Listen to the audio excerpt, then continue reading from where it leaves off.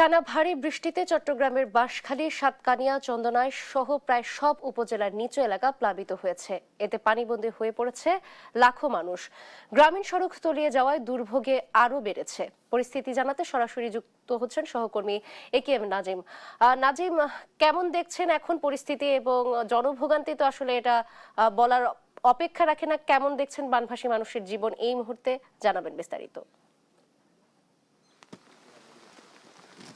যেমনটি বলছেন, চট্টগ্রাম নগরের অবস্থা কিছুটা উন্নতি হলেও চট্টগ্রামের বাঁশখালী, সাতকানিয়ার অবস্থা খুব ভয়াবহ। কারণ বাঁশখালীর বিস্তীর্ণ এলাকা এখনো পানি নিচে তলিয়ে আছে। আমরা যে জায়গাটিতে রয়েছে চট্টগ্রামের বাঁশখালী উপজেলার বাহারছড়া ইউনিয়নের 7 নম্বর ওয়ার্ডে, এখানকার মানুষের যে দুর্ভোগ সেটি আসলে বলে বোঝানো যাবে না। কারণ এখানকার অধিকাংশ ঘরবাড়ি আমরা দেখেছি যেগুলো মাটির ঘর রয়েছে সবগুলো কিন্তু ভেঙে মিশে গেছে। কারণ আমরা যে জায়গাটিতে কিন্তু গত 4 দিন বলছে এখানে কোনো বিদ্যুৎ, খাবার, সবচাইতে বেশি সংকট বিশুদ্ধ পানির খুবই সংকট। কারণ এখানে আশেপাশে সবগুলো পুকুর এবং নলকূপ যেগুলো হচ্ছে সবগুলো পানিতে ডুবে যাওয়ার কারণে এখানে বিশুদ্ধ পানির খুবই সংকট। মানুষের যে দুর্বিষহ জীবন সেটি আসলে চোখে না দেখলে বিশ্বাস করা যাবে না। এই বাঁশখালী উপজেলার মধ্যে কিন্তু সাতকানিয়া উপজেলার প্রত্যেকটা অঞ্চলে, প্রত্যেকটা এলাকায় কিন্তু খুবই ভয়াবহ পরিস্থিতি। কারণ এসব এলাকায় এখনো স্থানীয়রা যেমনটি বলছেন, আশেপাশের কিছু এলাকায় ত্রাণ পৌঁছালেও এইসব এলাকায় এখনো ব্যক্তি উদ্যোগে বা সরকারি কোনো উদ্যোগে এখন পর্যন্ত কোনো ত্রাণ পৌঁছেনি। আমরা এখানে কথা বলবো স্থানীয় মানুষের সাথে। আপনাদের এখন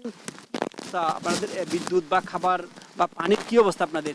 আমাদের তো পানি আজকে তো প্রায় 1 সপ্তাহ ধরে পানি নেই। আমরা বৃষ্টির পানি খাচ্ছি।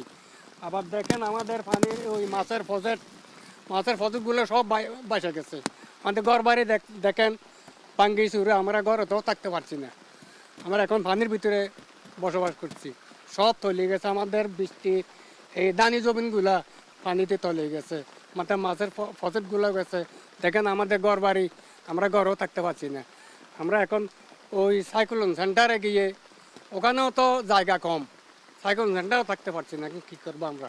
পানির ভিতরে দেখেন কতগুলো পানি। ব্যক্তি আছেন স্থানীয়, আপনারা এখানে দেখলাম যে অনেকগুলো প্রাইমারি স্কুলে মানুষ আশ্রয় নিয়েছে।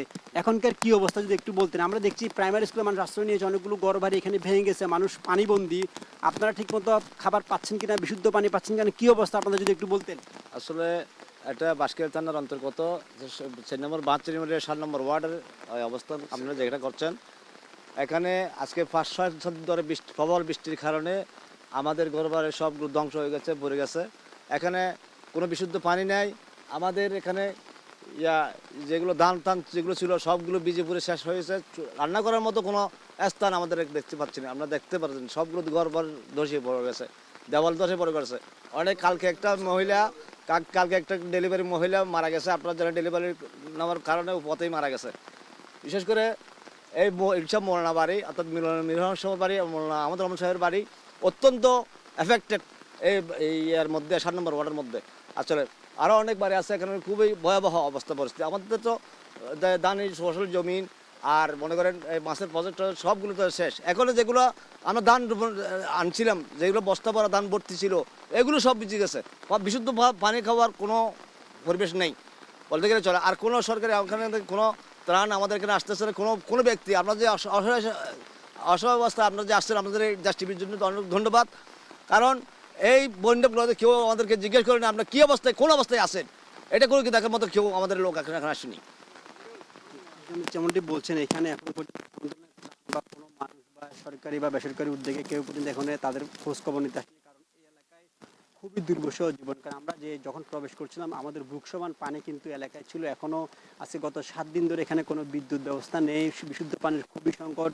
বিশেষ করে তিনি যেমনটি বলছেন, স্থানীয়রা গতকাল একজন ডেলিভারি গর্ভবতী মহিলা যখন হাসপাতালে নেওয়ার সময় পানির মধ্যে মারা গেছেন। তো চট্টগ্রামের বাঁশখালী থেকে যে বাহারছড়া ইউনিয়নের মানুষের যে দুর্ভোগ, সেখান থেকে আমার কাছে সর্বশেষ